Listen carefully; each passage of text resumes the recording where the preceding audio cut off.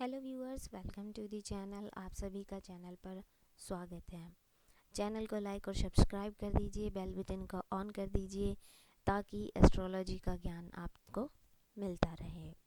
आज की वीडियो में हम जानेंगे कि कौन सा प्लेनेट कितने टाइम पीरियड के लिए एक ह्यूमन बीइंग की लाइफ को गवर्न करता है।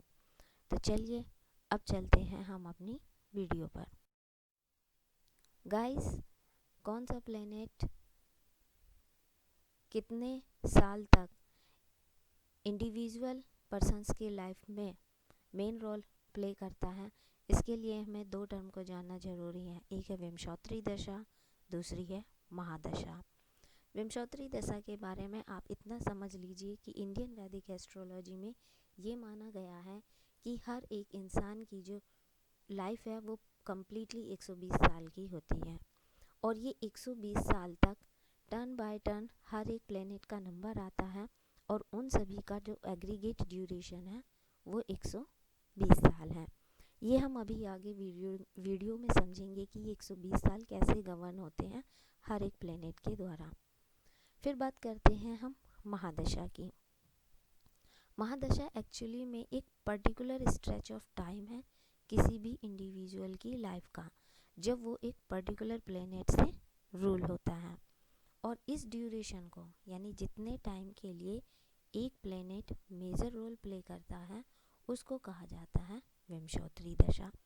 इस महादशा के अंतर्गत जो प्लेनेट रूल कर रहा होता है उसके अंदर बाकी जो दूसरे बचे हुए प्लेनेट्स होते हैं उनका एक पर्टिकुलर सीक्वेंस चलता है। तो विमशोत्री दशा और महादशा इन दोनों की जानकारी होना बहुत ज़्यादा ज़रूरी है, तभी आप एस्ट्रोलॉजी को अच्छे से समझ पाएंगे। अब देखते हैं, सबसे पहले हम बात करते हैं केतु प्लेनेट की। केतु प्लेनेट 7 साल की महादशा रखता है। 7 साल तक किसी भी ह्यूमन लाइफ को जो मेजरी रोल प्ले करता है वो केतु प्लेनेट है। फिर केतु प्लेनेट के अंदर बाकी ग्रहों की अंतर्दशा, प्रत्यंतर दशा, सूक्ष्म दशा ये चलती हैं जो आपको आगे आने वाली वीडियोस में अच्छे से एक्सप्लेन कर दी जाएंगी। अब बात करते हैं केतु के बाद वीनस प्लेनेट। गाइस, इस सीक्वेंस को अच्छे से याद रखिएगा क्योंकि ये एक साइक्लिक फॉर्म में होता है। ये एक पर्टिकुलर सीक्वेंस होता है कि केतु प्लेनेट के बाद ही वीनस प्लेनेट आएगा।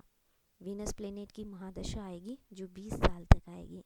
ध्यान रखिए, वीनस प्लेनेट सबसे ज़्यादा टाइम यानी 20 साल के लिए ह्यूमन लाइफ को गवर्न करके रखता है। फिर वीनस प्लेनेट के बाद आती है सन प्लेनेट। सन प्लेनेट जो अथॉरिटी, पोजीशन, इनका कारक है। इसकी महादशा 6 साल की होती है। सन के बाद मून की महादशा आती है जो 10 साल की होती है। मून जो मन का कारक है। मून के बाद मार्स प्लेनेट की बारी आती है और जो मार्स प्लेनेट है ये इसकी महादशा 7 ईयर्स 7 साल की होती है।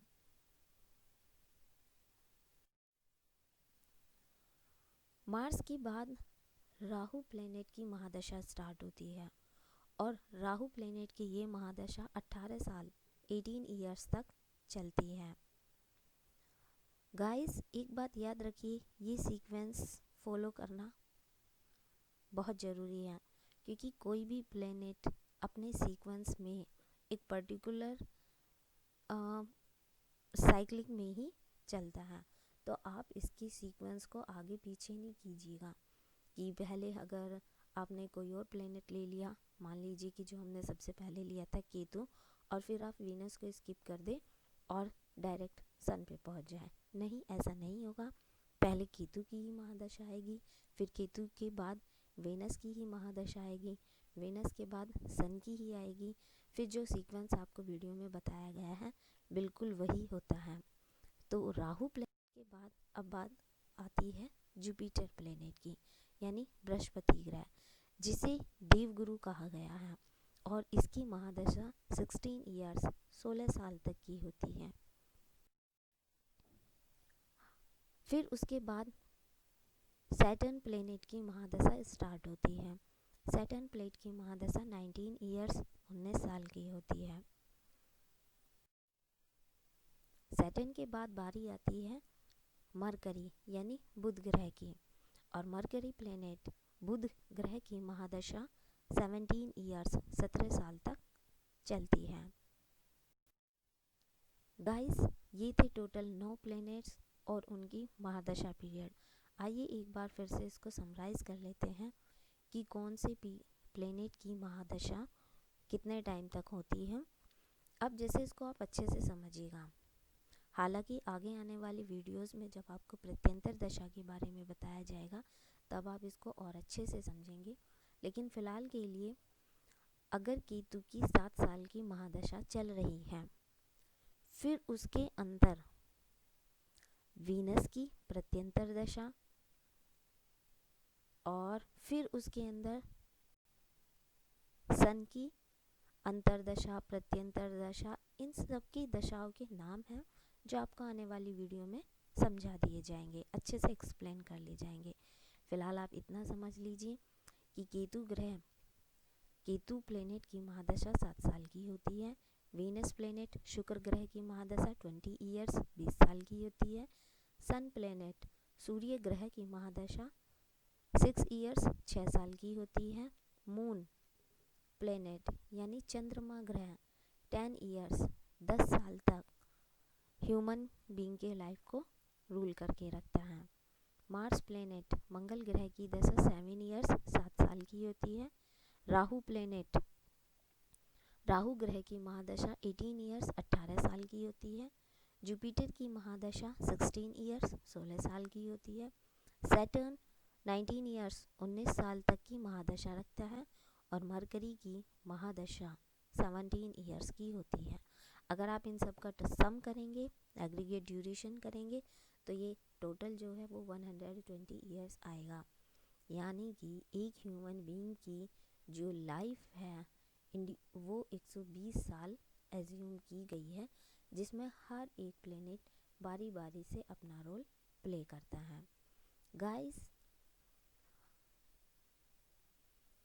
इस समय आपकी कौन सी महादशा चल रही है, आप कौन सी प्लेनेट की महादशा से इस समय गुजर रहे हैं, ये हमें कमेंट बॉक्स में लिख दीजिए।